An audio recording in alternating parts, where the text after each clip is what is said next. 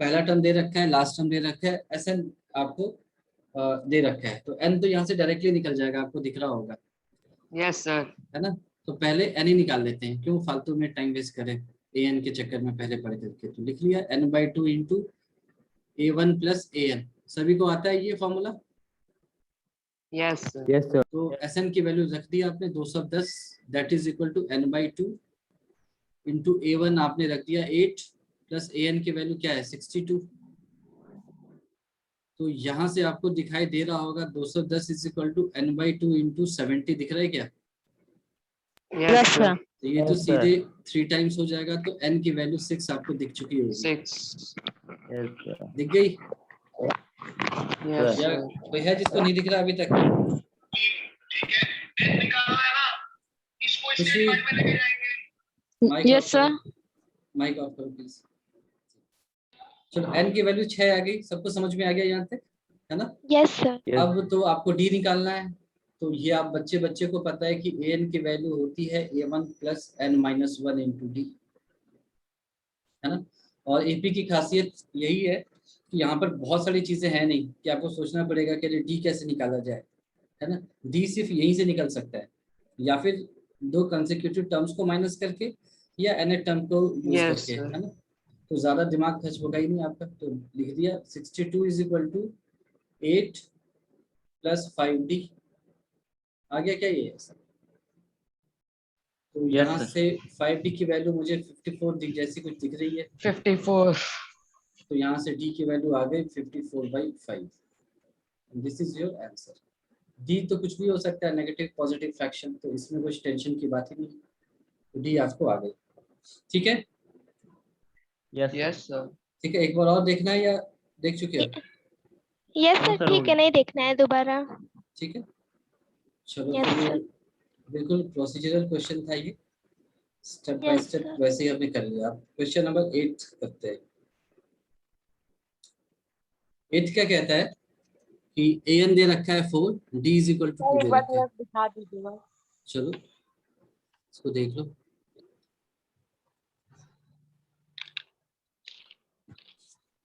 Sir, हाँ बोलो, तो मेरा एक क्वेश्चन था। किस चीज से रिलेटेड? पर्सनल लाइफ से? नहीं सर, ये एक्सरसाइज का क्वेश्चन, एक्सरसाइज का क्वेश्चन। अच्छा, इसी एक्सरसाइज से अभी पूछना जरूरी है, इसको कंप्लीट कर लें। मतलब वो कर कैसा, लीजिए। वो न्यूमेरिकल था क्या था? मतलब कॉन्सेप्चुअल डाउट है या न्यूमेरिकल है, क्या है? तो न्यूमेरिकल। तो मतलब सम वगैरह से रिलेटेड है? Yes sir. तो चलो हम इसको कंप्लीट कर लेते हैं, फिर लास्ट में पूछ लेना, है ना? सर आप बोले है ना एपी खत्म हो जाएगा तो जिसको जो क्यूरी रहेगा हाँ पूछेगा। हाँ, वो बेस्ट है। अगर मान लो कि तुम बिल्कुल फंस गए हो, कुछ भी नहीं समझ में आ रहा, उसमें आगे ही नहीं बढ़ सकते, तो अलग बात है। अगर नहीं तो फिर वेट कर लो 2-3 दिन, हम प्रोबेबली सर वेडनेसडे इसी तक। एक्सरसाइज का। हाँ, तो अभी इस एक्सरसाइज को हमने कंप्लीट ही कहाँ किया है ना? अभी तो हम बस नहीं चल सर, रहे हैं। मतलब जो पढ़ा चुके हैं उसका है। चलो ठीक है, पहले ये कंप्लीट कर लेने दो, क्योंकि इसमें क्या है ना कि 8-10 क्वेश्चन है, उसके बाद एक एक क्वेश्चन रहते हैं, जैसे 4, 5, 6, उसमें ज्यादा दिमाग नहीं लगता। इसमें मुझे एक साइकोलॉजिकल प्रेशर रहता है कि इसको जल्दी से मैं खत्म करूं, है ना? थर्ड में देखो 10 क्वेश्चन है, नाम तो 3 है, पर उसके अंदर 10 सब पार्ट्स हैं, तो इसीलिए इसमें काफी टाइम लग जाता है, तो इसीलिए हम इसको कंप्लीट कर लेते हैं पहले। Sn की वैल्यू -14 दे रखी है, ठीक है? तो an दे दिया आपको। an का मतलब क्या हो गया, आपको लास्ट टर्म दे रखा है 4, कॉमन डिफरेंस 2 दे रखा है, और Sn की वैल्यू है -14, तो आपको n n a निकालना है। n क्या होगा और आपको a क्या होगा, ठीक है?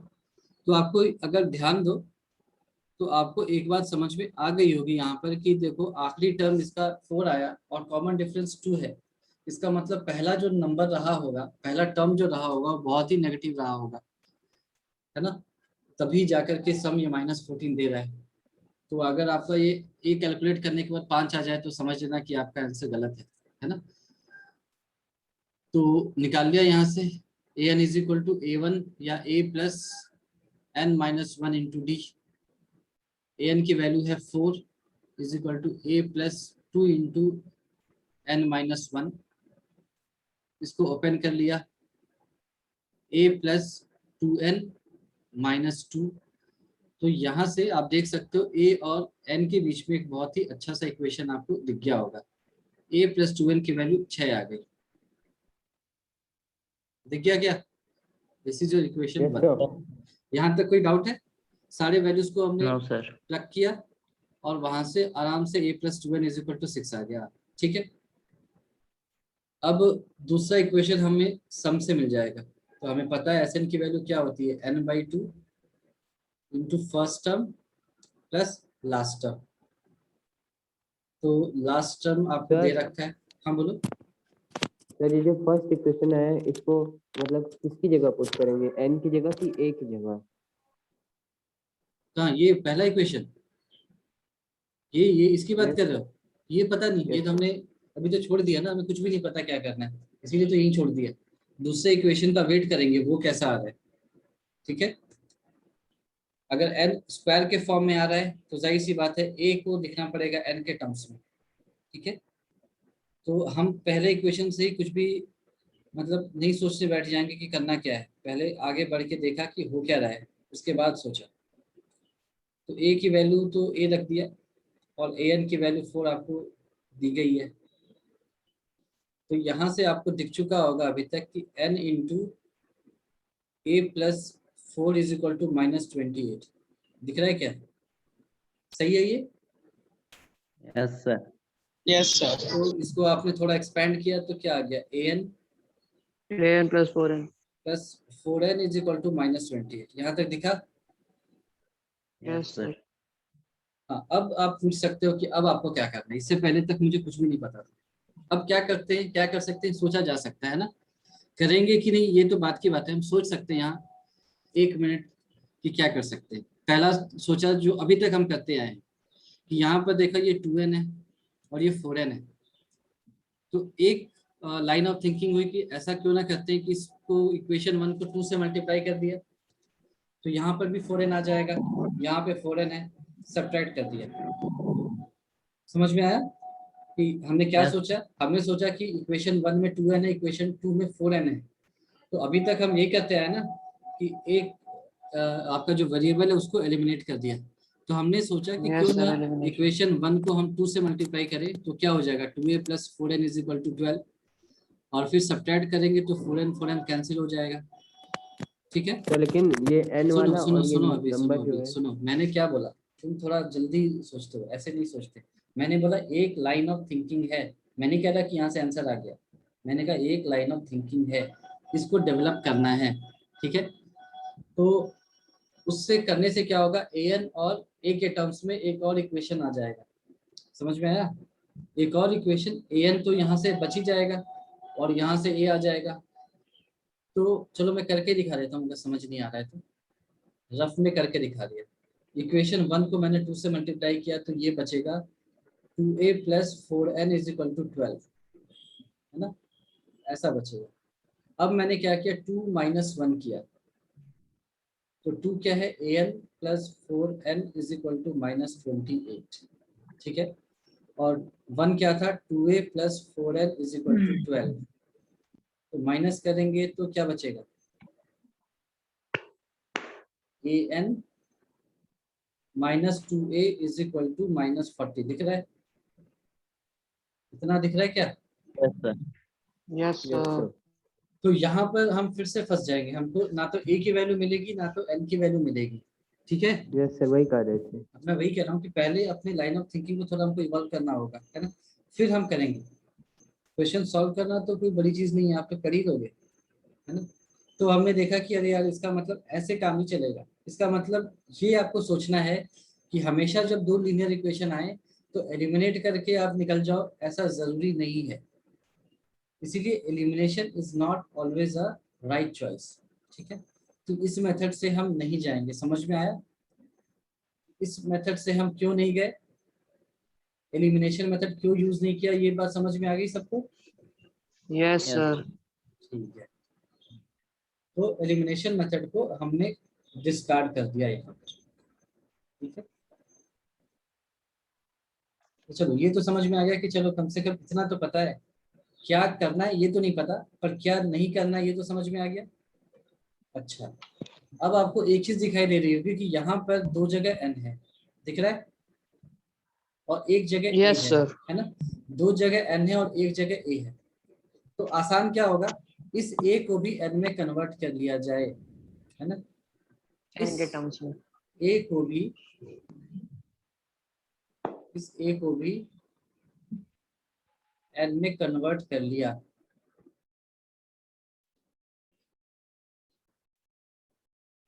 ठीक है,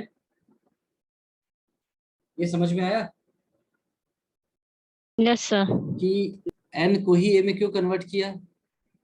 आप कहते हो, आप कह सकते थे, सॉरी क्या कहा मैं, a को ही n में क्यों कन्वर्ट किया, उल्टा भी कर सकते थे, n को भी a के टर्म्स में लिख सकते थे, लेकिन उससे हमारा कैलकुलेशन डबल हो जाता है, क्योंकि n दो बार है तो दो बार आपको n को a के टर्म्स में लिखना पड़ता, लेकिन a क्या है, केवल एक ही जगह है, तो हमने केवल एक जगह a को n के टर्म्स में लिख दिया तो हमारा काम बन जाएगा, सब कुछ n के टर्म्स में आ जाएगा। ये बात समझ में आ गई क्या, बताओ। Yes sir. सर ये सर एक बार और माइक को समझा ऑफ करो दीजिए। आशीष, अपने माइक को ऑफ करो प्लीज। सर हाँ हाँ बोलो। सर ये लास्ट वाला नहीं समझ में आया कि जब 4n को a के टर्म्स में कन्वर्ट करेंगे तो डबल कैलकुलेशन कैसे हो जाएगा। मेरे पास क्या है, एक इक्वेशन है an plus 4n is equal to -28, और एक और इक्वेशन है, क्या है वो, a plus 2n is equal to 6, a plus 2n is equal to 6। यहाँ तक समझ में आया, और इन दोनों को मिला करके देखो, यस सर। दो अननोन है n और a, और दो वेरिएबल हैं, सॉरी मतलब दो अननोन है n और a, और दो इक्वेशन है, तो जाहिर सी बात है यहाँ से n की वैल्यू और a की वैल्यू तो आ जाएगी, इसमें कोई ऐसी कोई मैंने अतिशयोक्ति की बात नहीं है, सॉल्व तो ये हो ही जाएगा, वो अलग बात है समय कितना लगे, और सॉल्व तो हो ही जाएगा। ठीक है, तो अब हमें सॉल्व करने का तरीका खोजना है, तो हमने इस इक्वेशन को देखा, क्यों इसको देखा, क्योंकि ये थोड़ा कॉम्प्लिकेटेड है, ये कॉम्प्लिकेटेड है, ये तो बड़ा आसान है, इसको स्प्लिट करने में तो कोई दिक्कत ही नहीं है। सर n जैसे को कॉमन लेके नहीं कर सकते हैं? क्या, n को कॉमन लेके नहीं कर सकते? ले लो n को कॉमन, क्या आया, 4 plus a is equal to -28। अब क्या करोगे, अब क्या करोगे फिर बताओ। तो सर इससे an की वैल्यू आ जाएगी। an की वैल्यू आ जाएगी, नो मतलब सर। क्या बोलना चाहते हो, समझ नहीं आया मुझे। n को कॉमन ले लिया, अब अगला स्टेप,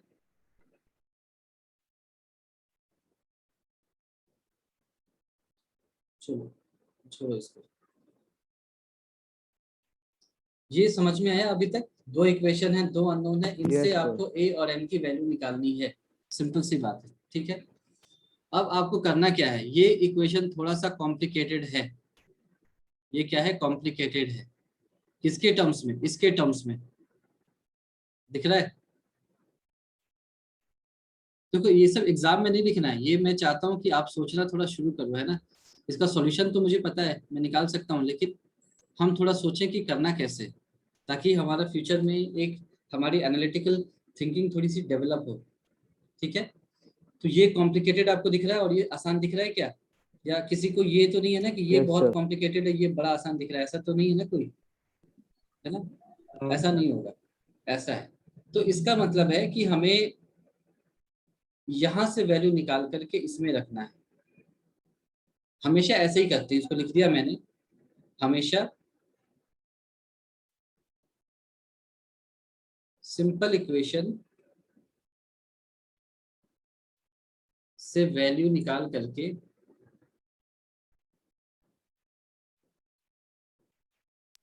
हमेशा sir simple substitution equation, math. एक मिनट लेट मी फिनिश, है ना, हमेशा सिंपल इक्वेशन से वैल्यू निकालकर कॉम्प्लिकेटेड इक्वेशन में सब्स्टिट्यूट करते हैं।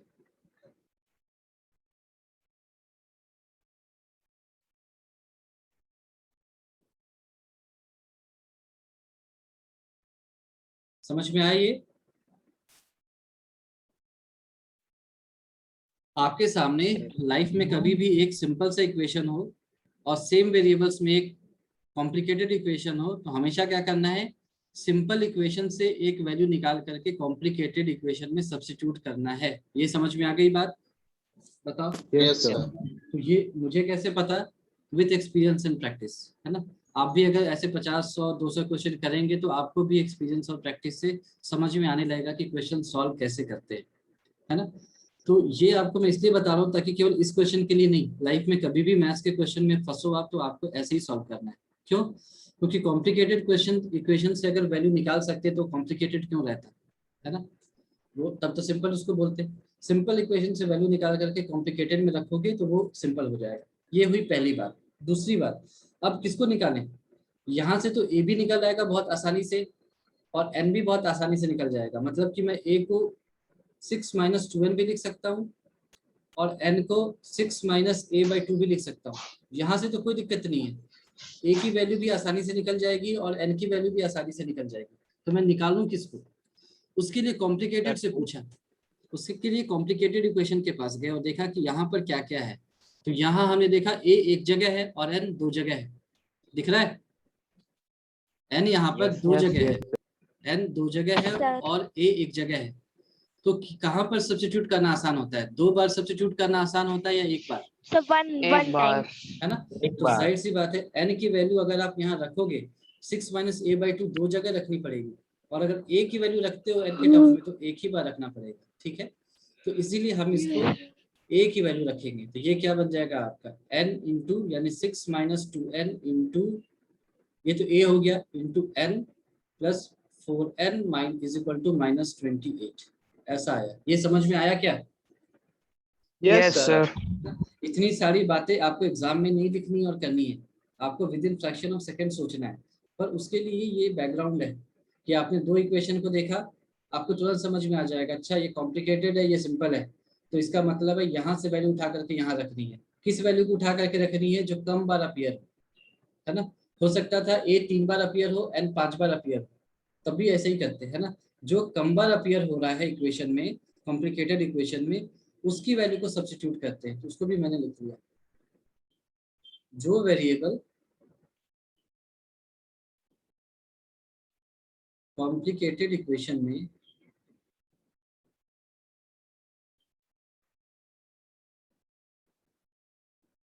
मिनिमम टाइम्स अपीयर हो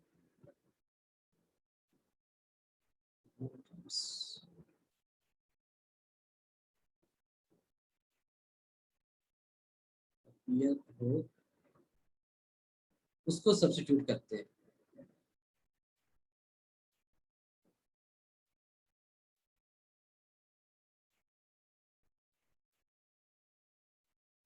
याद रहेगा ये? Yes, sir. Yes sir. ये आपको थ्योरी ऑफ इक्वेशंस के लिए बताया गया है। मतलब पूरे थ्योरी ऑफ इक्वेशंस जब भी आप पढ़ोगे आपको ये याद रखना है, ना सिर्फ लीनियर इक्वेशन या अभी जो पढ़ रहे हैं, पूरे थ्योरी ऑफ इक्वेशन में इक्वेशन को सॉल्व करने का यही कैसा भी तरीका है। क्वेश्चन। बिल्कुल, मतलब सॉल्व होने लायक ऑब्वियसली। कैसा भी से मतलब है अगर वो सॉल्व होने वाला है, जैसे यहाँ पर 2 वेरिएबल 2 अननोन है, कहीं आपको 3 वेरिएबल 3 अननोन मिल जाए तो ऑब्वियसली सॉल्व हो जाएगा। तो आपको देखना है कि आसान कौन सा इक्वेशन है, कॉम्प्लिकेटेड कौन सा है। जो आसान है वहां से वैल्यू आपको निकालनी है। ये एक बात दिमाग में आ गई। कहाँ रखनी है, किस वेरिएबल की जगह रखनी है? कॉम्प्लिकेटेड इक्वेशन में जो वेरिएबल सबसे कम बार अपीयर हो रहा है उसको सब्स्टिट्यूट करना है। तो ये बात अगर आपको दिमाग में बैठ चुकी है तब आपको सॉल्व करने में बिल्कुल भी टाइम नहीं लगेगा। ठीक है, बताओ। Yes sir. है ना। Yes, sir. तो आपको ये मैं डराने के लिए नहीं बता रहा हूँ कि एग्जाम में सोचोगे कि क्या इतना कुछ करना है क्या, उससे अच्छा छोड़ ही दिया है ना। इतना बताने से अच्छा छोड़ ही दिया इस क्वेश्चन को। ऐसा नहीं है, ये मैं बता इसलिए रहा हूँ ताकि आपके दिमाग में बैठ जाए और वहां पर आपको ना सोचना पड़े बार बार करके कि ये करने से क्या होगा वो करने से क्या होगा। सॉल्व तो आपका एनीवे हो जाएगा, इससे आंसर सबसे जल्दी आएगा इस तरीके से करने से। बात यही है। लेकिन अगर ए की वैल्यू सर मतलब ऐसे रखेंगे तो इसमें एन स्क्वायर भी तो आ जा रहा है। ये जो आप कुछ value भी रखते रखो हैं। मेरे भाई, आप कुछ भी रखो, अगर एन को नहीं रखोगे तो ए का स्क्वायर आएगा, वो तो आएगा ही। क्यों आएगा? क्योंकि आप यही देख सकते हो कि ए इंटू एन है, ए की वैल्यू पावर 1 एन की पावर 1, तो दोनों का डिग्री मिला करके 2 हो गया। तो ये तो क्वाड्रेटिक इक्वेशन दिख रहा है। तो या तो n को सब्स्टिट्यूट करो या a को सब्स्टिट्यूट करो। क्वाड्रेटिक इक्वेशन या तो a में आएगा या तो n में यस आएगा। सर। तो ये तो कुछ सोचने की जरूरत ही नहीं है क्यों आपको। फर्स्ट वाले में नहीं कर सकते? मैं समझा नहीं क्या? तो मतलब ये जो a equal to 6 minus 2n आया है, हाँ इसको फर्स्ट इक्वेशन में भी तो कर सकते हैं, तब हो सकता है आसान हो जाए। मैं समझा नहीं, क्या a+2n, ये तो पूरी फर्स्ट इक्वेशन है, इसमें क्या करना चाहते हो? फिर इसमें 6 माइनस 2n पुट करना चाहते हैं एक जगह। इसी में कैसे करोगे? इसी में करोगे तो 0 इज इक्वल टू 0 आ जाएगा। a+2n इज इक्वल टू 6 है।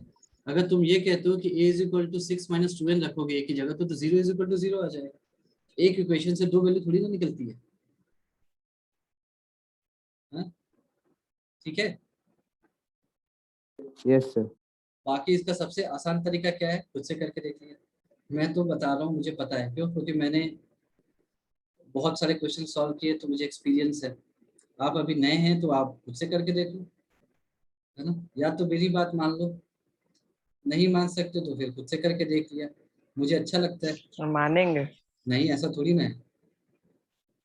आप खुद से करके देखो, आपको खुद ही अपना देखो, अपना एक्सपीरियंस बेस्ट होता है। तो मैं तो अपने एक्सपीरियंस से बता रहा हूँ, आप खुद से करके देखो तो वो ज़्यादा अच्छा है। आपको बिल्कुल दिमाग में बैठ जाएगी ये बात कि अच्छा जब ऐसा आए तो हमें यही करना होगा।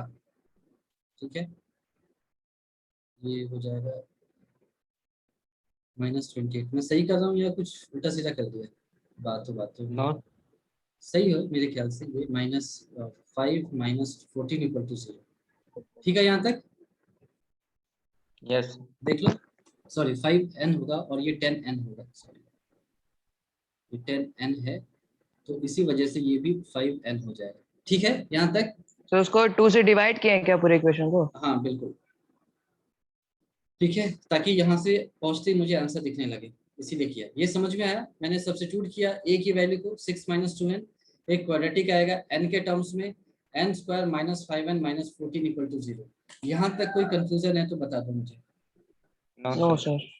ठीक है, यहाँ तक कोई कंफ्यूजन नहीं है, फिर तो ये सॉल्यूशन आ चुका है, आपको दिख रहा होगा। n square minus 7n plus 2n minus 14 equal to 0 लिख दिया। तो यहाँ से आपने n कॉमन लिया तो n माइनस 7 आ जाएगा, प्लस 2 कॉमन लिया तो यहाँ से भी आपको n माइनस 7 कॉमन मिल जाएगा। This is equal to 0। तो n plus 2 into n minus 7 equal to 0। तो n की वैल्यू या तो 7 आ गई या फिर -2 आ गई। तो हर बच्चे को पता है कि n की वैल्यू -2 हो नहीं सकती। तो n की Negative वैल्यू, होनी। हाँ तो n की वैल्यू 7 आ गई। यहाँ तक कोई दिक्कत बताओ? No, no sir. पक्की बात? Yes, sir. तो फिर a की वैल्यू निकाल लो। a क्या है? 6 माइनस 2 है। 6 माइनस 2 इंटू n यानी कि 14। तो यहाँ से a की वैल्यू आ गई -8। This is your answer.